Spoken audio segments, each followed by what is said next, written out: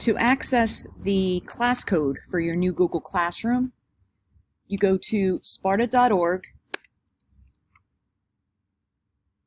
and you choose your school. Go to the middle school.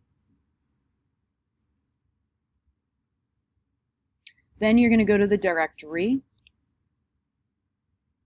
You type in my last name. And you can go to visit website, or view website rather. So you have all of these tabs up on top.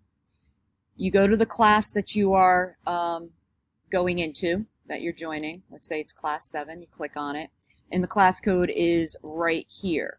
Okay, so just make sure that you're in the right class period and it's the proper day, and so you can literally just copy this code and paste it. So I have one for Art 6, Art 7, Art 8, graphic design courses.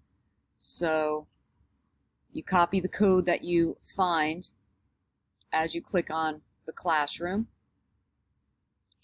Then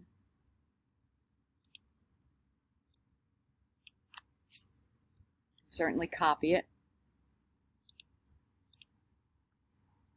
Go to Google Classroom, create or join a class, and you can enter it here.